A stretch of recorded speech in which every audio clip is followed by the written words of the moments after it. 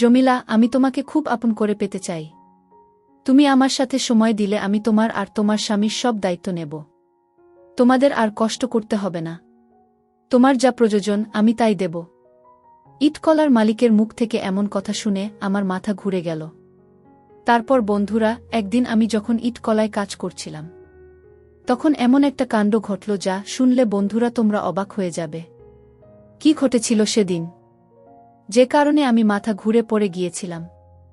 জানতে হলে বন্ধুরা পুরো গল্পটি শোনার অনুরোধ রইলা। তাহলে চলো বন্ধুরা, গল্পটি শুরু করি। হ্যালো বন্ধুরা, আমি জমিলা বেগম। আমি বাংলাদেশের একজন মেয়ে।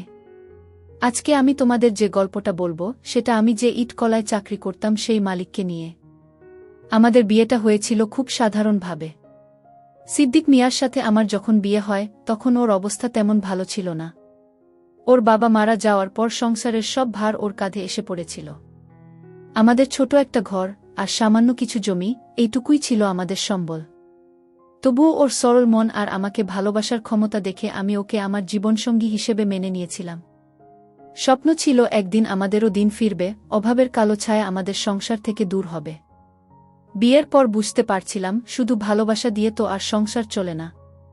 দিনের পর দিন দারিদ্র্য আমাদের পিছু ছাড়ছিল না। সিদ্দিক মিয়া দিনরাত পরিশ্রম করত, কিন্তু তাতেও কুলিয়ে উঠতে পারছিল না। ওর চোখে দেখতাম একরাশ ক্লান্তি আর হতাশা। আমাকে দেখলেই ও কেমন যেন অপরাধীর মতো চুপ করে যেত। আমি জানতাম ও আমাকে সুখী করতে চায়, কিন্তু উপায় খুঁজে পাচ্ছিল না। আমাদের নিজেদের বলতে কিছু ছিল না, ভবিষ্যতের ভাবনাটা যেন এক অন্ধকার গর্তের মতো মনে হতো। একদিন সিদ্দিক মিয়া একটা নতুন প্রস্তাব নিয়ে এলো। সে বলল, জমিলা, ইটকলায় কাজ পাওয়া গেছে। দিনে ভালো মজুরি দেবে। আমি একা গেলে হয়তো পুরোটা সামলাতে পারব না। তুমি যদি আমার সাথে যাও তাহলে দুজনের আয় হয়তো আমাদের এই দুর্দশা কিছুটা হলেও কাটবে। প্রথমে একটু ইতস্তত করছিলাম। ইটকলার কাজ তো আর সহজ নয়, খুব কষ্টের। কিন্তু ওর চোখে যখন দেখলাম একরাশ আশা, তখন আর না করতে পারিনি। জানতাম ওর জন্য আমাকে এই কষ্টটুকু মেনে নিতেই হবে। আমাদের নতুন জীবনের আশায়, ভবিষ্যতের স্বপ্ন চোখে নিয়ে আমরা দুজনেই ইটকলার দিকে পা বাড়ালাম। প্রথম কাজটা খুব কঠিন মনে হয়েছিল। সকাল থেকে সন্ধ্যা পর্যন্ত মাথার ঘাম পায়ে ফেলে কাজ করতে হতো।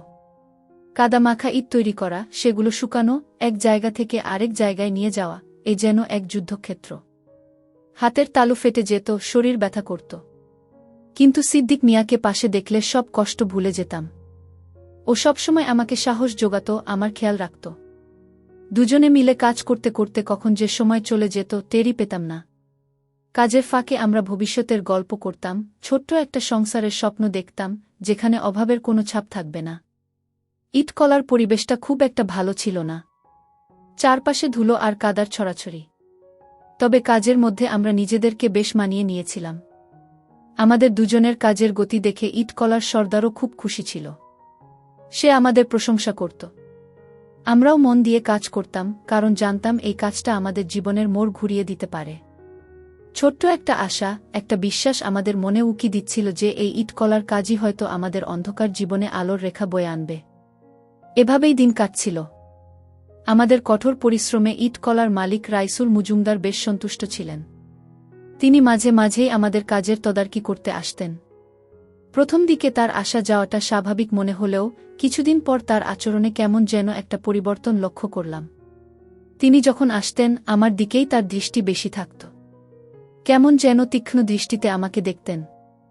আমি বিষয়টা প্রথমে তেমন গুরুত্ব দিইনি, ভেবেছিলাম হয়তো কাজের ধরন দেখছেন। কিন্তু তার চাহনিটা দিন দিন অস্বস্তিকর মনে হতে লাগল। একদিন দুপুরে আমরা যখন কাজ করছিলাম, রাইসুল মজুমদার আমাদের কাছে এলেন। সিদ্দিক মিয়া তখন একটু দূরে ছিল। তিনি আমার দিকে তাকিয়ে একটা মিষ্টি হাসি দিলেন, যা আমার কাছে মোটেই স্বাভাবিক মনে হল না। তিনি বললেন, জমিলা বেগম, তোমার কাজ তো খুব ভালো। এত কম সময়ে এত সুন্দর কাজ করতে পারো দেখে অবাক হয়ে যাই। আমি শুধু একটা ম্লান হাসি দিয়ে কাজ করে যাচ্ছিলাম। তার কথার ধরনটা কেমন যেন অস্বাভাবিক মনে হচ্ছিল। মনে মনে ভাবলাম, উনি কি শুধু আমার কাজের প্রশংসা করছেন, নাকি এর পেছনে অন্য কোনো উদ্দেশ্য আছে? তার কিছুক্ষণ পর তিনি আবার বললেন, জমিলা, তোমাকে দেখে মনে হয় তুমি এই কঠিন কাজের জন্য নও। তোমার চেহারায় একটা স্নিগ্ধতা আছে যা সচরাচর দেখা যায় না। তুমি সত্যিই খুব সুন্দরী। তার এই কথাগুলো শুনে আমি ভেতরে ভেতরে চমকে উঠলাম। বুকের ভেতরটা কেমন যেন ধক করে উঠল। আমার কেমন যেন একটা অস্বস্তি হতে লাগল। তার চোখের দিকে তাকিয়ে বুঝতে পারছিলাম তার মনে অন্য কোনো উদ্দেশ্য খেলা করছে। আমার সরল মনটা যেন মুহূর্তেই সংকেত দিচ্ছিল সামনে কোনো বিপদ অপেক্ষা করছে। রাইসুল মজুমদারের প্রশংসা শুনে আমার বুকের ভেতরটা ধরফর করে উঠল। আমি মাথা নিচু করে নিজের কাজে মন দিলাম, যেন তার কথাগুলো কানেই যায়নি। কিন্তু তার উপস্থিতি আমার মনে এক অজানা অস্থিরতা তৈরি করছিল। কিছুক্ষণ পর তিনি চলে গেলেন, কিন্তু তার চাহনি আর কথাগুলো আমার মস্তিষ্কে ঘুরপাক খাচ্ছিল। মনে হচ্ছিল যেন তিনি আমাকে শুধু একজন শ্রমিক হিসেবে দেখছেন না, অন্য কোনো দৃষ্টিতে দেখছেন। এই অনুভূতিটা আমার কাছে একেবারেই নতুন ছিল। সেই দিন থেকেই রাইসুল মজুমদারের আনাগোনা ইটকলায় বেড়ে গেল। তিনি প্রায়ই আমার কাজের আশেপাশে ঘুরঘুর করতেন, মাঝে মাঝে দু একটা কথা বলার চেষ্টা করতেন। তার কথা বলার ধরনটা কেমন যেন ইঙ্গিতপূর্ণ ছিল। কখনো বলতেন, জমিলা, এই কাদা আর রোদে কাজ করে তোমার কোমল ত্বক নষ্ট হয়ে যাবে। আবার কখনো বলতেন, তোমার মতো সুন্দরী মেয়েদের এই ধরনের কঠোর কাজ মানায় না। তার এই কথাগুলো শুনে আমার মনটা কুঁকড়ে যেত। আমি চেষ্টা করতাম তাকে এড়িয়ে চলতে, তার কথার উত্তর দিতে চাইতাম না। কিন্তু তিনি যেন ছায়ার মতো আমার পিছু লেগে থাকতেন। সিদ্দিক মিয়া অবশ্য এসবের কিছুই বুঝতে পারছিল না। সে নিজের কাজে এতই মগ্ন থাকত যে আশেপাশে কি ঘটছে তা খেয়াল করার সময় পেত না। আমি তাকে কিছু বলতেও দ্বিধা বোধ করছিলাম। কারণ যদি বলি তাহলে সে হয়তো দুশ্চিন্তায় পড়ে যাবে। আর যদি কিছু ভুল বোঝে তাহলে হয়তো সমস্যা আরও বেড়ে যাবে। তাই আমি সিদ্ধান্ত নিলাম, নিজেকেই এই পরিস্থিতি সামলাতে হবে। রাইসুল মজুমদারের উদ্দেশ্য বোঝার চেষ্টা করতে লাগলাম এবং একই সাথে নিজেকে সাবধানে রাখতে শুরু করলাম। একদিন দুপুরের খাবার খেতে বসেছি, এমন সময় রাইসুল মজুমদার আমার কাছে এসে বসলেন। সিদ্দিক মিয়া তখন দূরে ছিল। তিনি আমার দিকে এক টুকরো মিষ্টি এগিয়ে দিয়ে বললেন, জমিলা, নাও, এটা খাও। তোমার জন্য নিয়ে এসেছি। আমি অবাক হয়ে তার দিকে তাকালাম। আমি মিষ্টি নিতে চাইলাম না, কিন্তু তিনি অনেকটা জোর করেই আমার হাতে মিষ্টিটা গুজে দিলেন। বললেন, লজ্জা পাচ্ছ কেন? আমি তো তোমার মালিক, তোমার দেখভাল করার দায়িত্ব আমারও। তার এই অতি যত্ন আমাকে আরও সন্দিহান করে তুলল।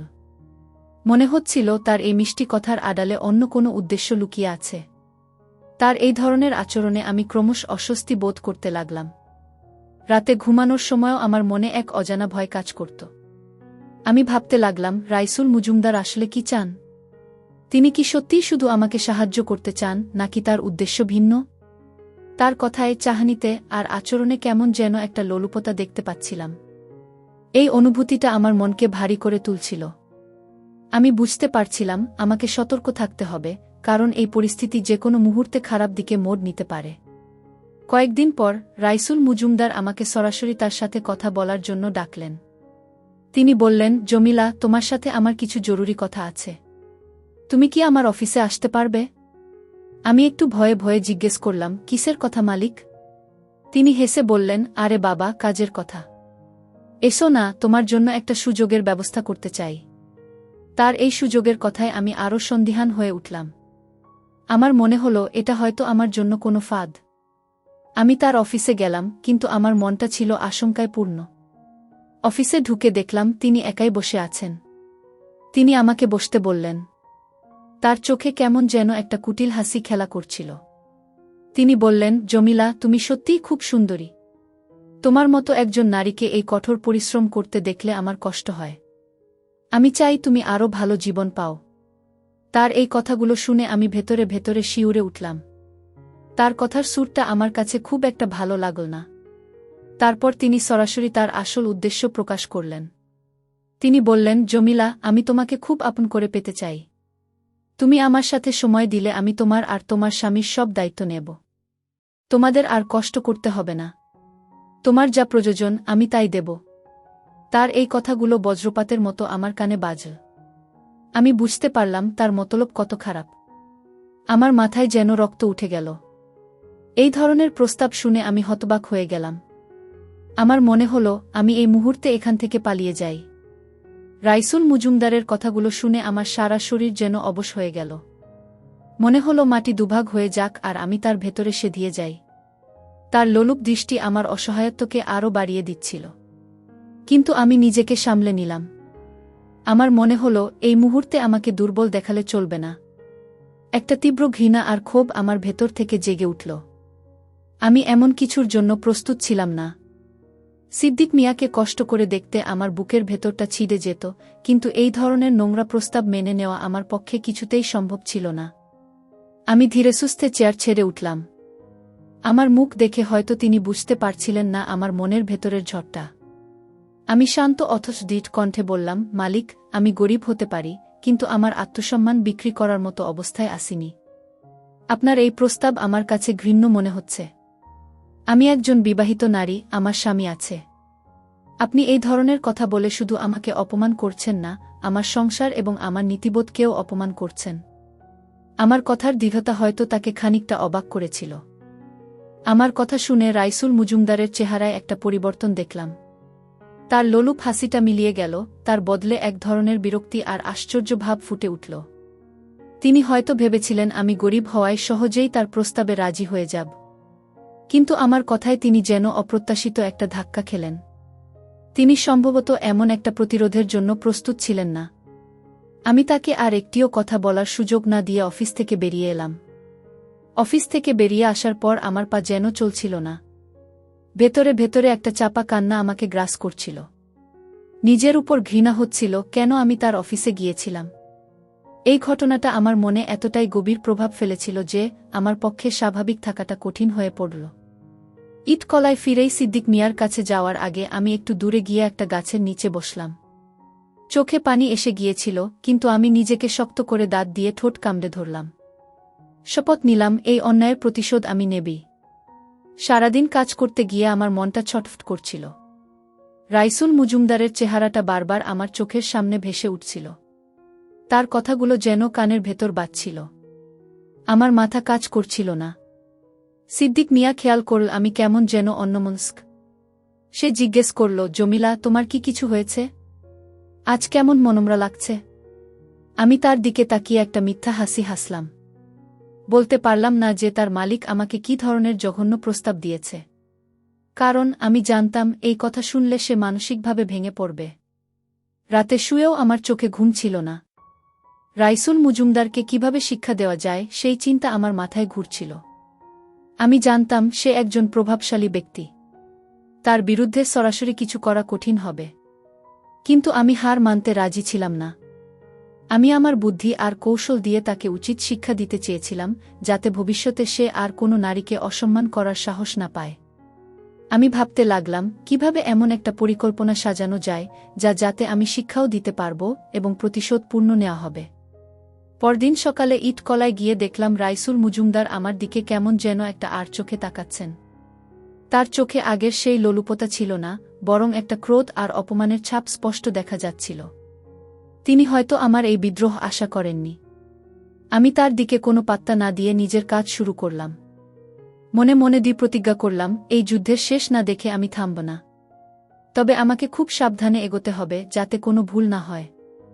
রাইসুল মজুমদারের চোখে ক্রোধ আর অপমানের ছাপ দেখে আমি ভেতরে ভেতরে আরও প্রতিজ্ঞ হলাম।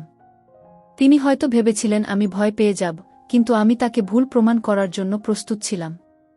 সেই দিন থেকেই আমি তাকে এড়িয়ে চলতে শুরু করলাম, তার সাথে সরাসরি কোনো কথা বলা থেকে বিরত থাকলাম। সিদ্দিক মিয়ার পাশে থেকে নিজের কাজটা মনোযোগ দিয়ে করে যাচ্ছিলাম। কিন্তু আমার মাথায় সারাক্ষণই তাকে উচিত শিক্ষা দেওয়ার পরিকল্পনা ঘুরছিল। আমি জানতাম আমাকে এমন কিছু করতে হবে যা তাকে নৈতিকভাবে আঘাত করবে, কিন্তু আমার নিজের কোনো ক্ষতি হবে না। কয়েকদিন কেটে গেল।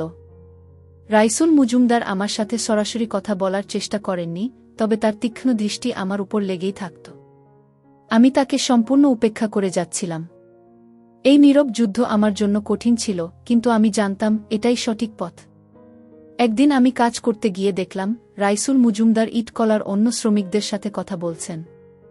তিনি বেশ বড়াই করে বলছিলেন যে তিনি চাইলে যে কোনো শ্রমিককে কাজ থেকে বের করে দিতে পারেন এবং তার সিদ্ধান্তের উপর কেউ কথা বলতে পারবে না।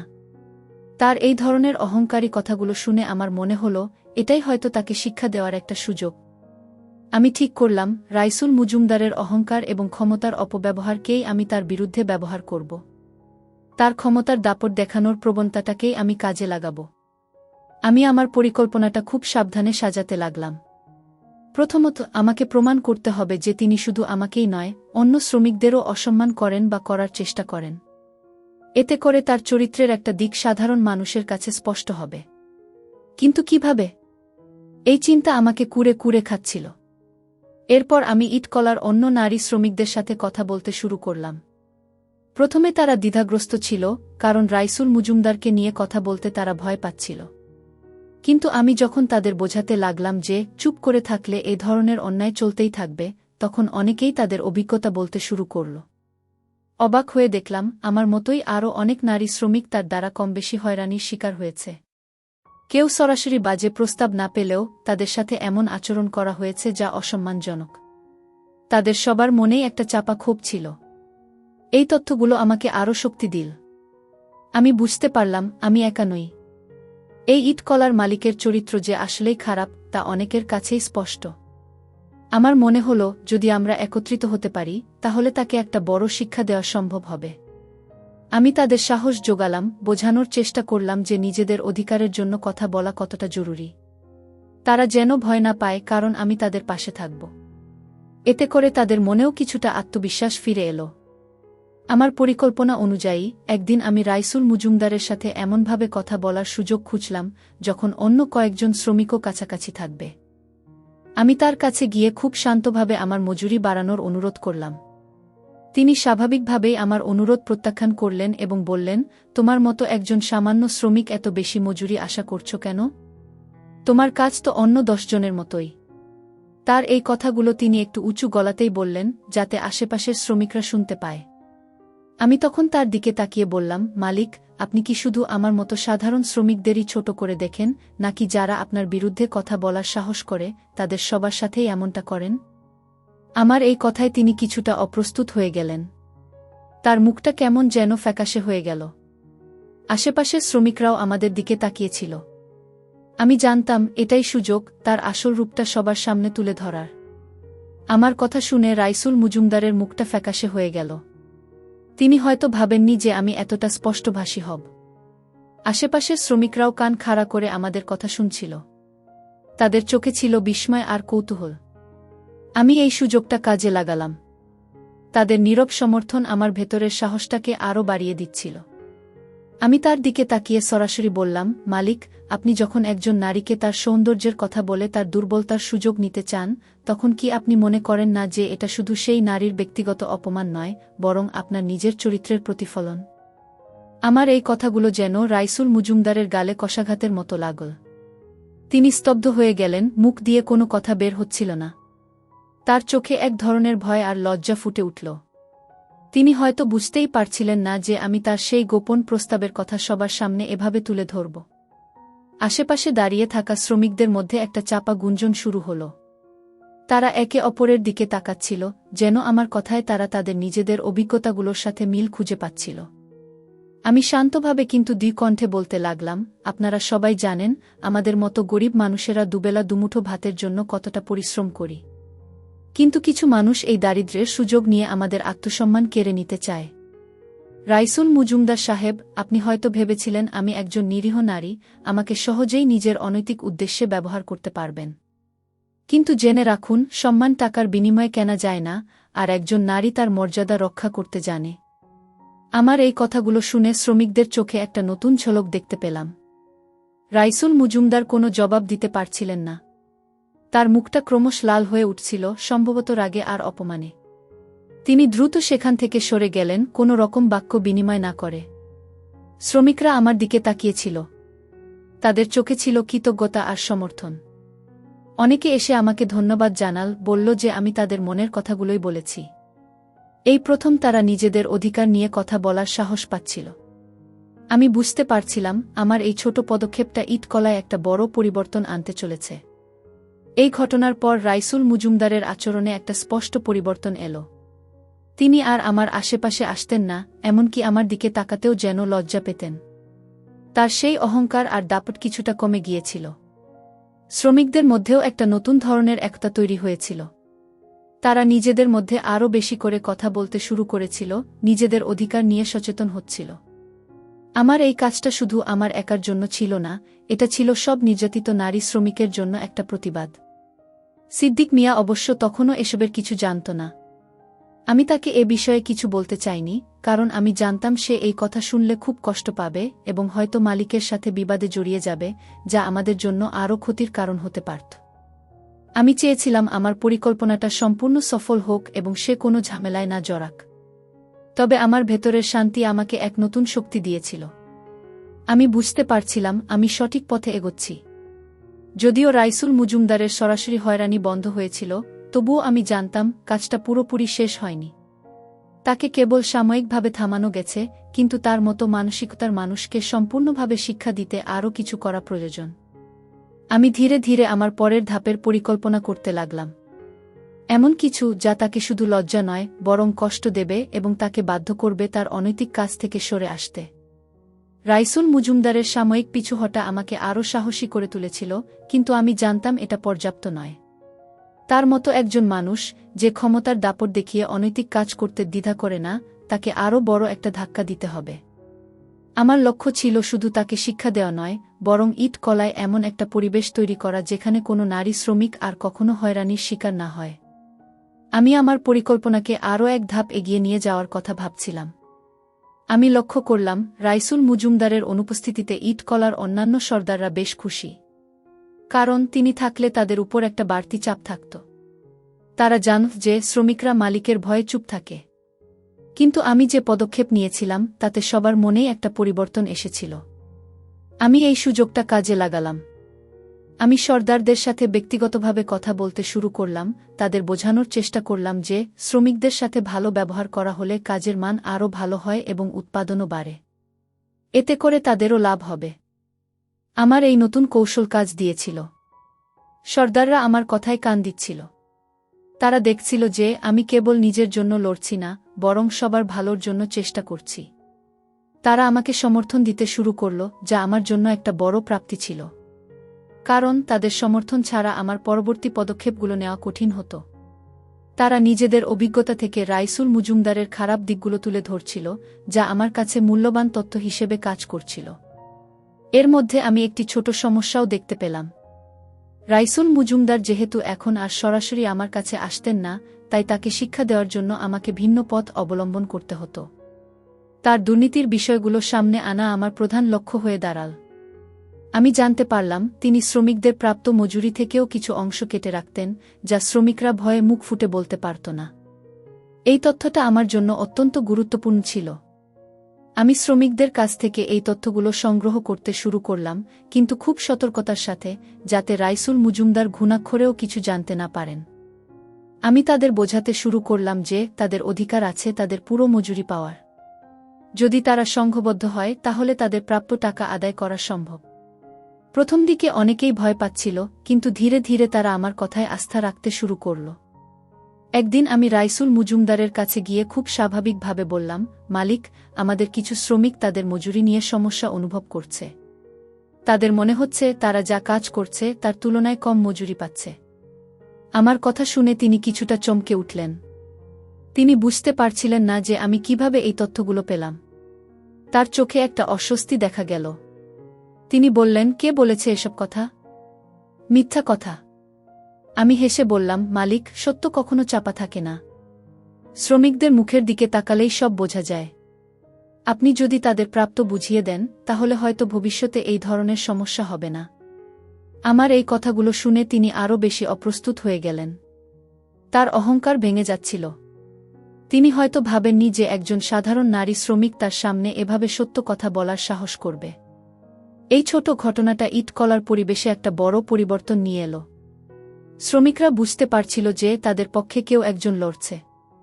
মনে রাখবেন, দারিদ্র্য হয়তো আমাদের জীবনে কষ্ট নিয়ে আসে, কিন্তু তা কখনোই আমাদের আত্মসম্মান কেড়ে নিতে পারে না। সাহস করে অন্যায়ের প্রতিবাদ করলে, সঠিক পথে চললে একদিন জয় আসবেই। আমি বিশ্বাস করি, পৃথিবীর কোনো শক্তিই সত্যকে বেশিদিন আটকে রাখতে পারে না। অন্যায়ের বিরুদ্ধে রুখে দাঁড়ানোই আসল শক্তি, আর সেই শক্তিই আমাদের মতো সাধারণ মানুষের জীবনকে বদলে দিতে পারে। এই গল্পটা যদি একজন মানুষেরও জীবনে অনুপ্রেরণা যোগাতে পারে, তবেই আমার বলা সার্থক হবে। বন্ধুরা, আজকে এই পর্যন্তই। আবারও আসব তোমাদের মধ্যে নতুন কোনো ভিডিও নিয়ে। ভিডিওটি যদি তোমাদের ভালো লাগে, তাহলে একটি লাইক দাও। প্রতিদিন আমি তোমাদেরকে একটা করে নতুন গল্প উপহার দিব।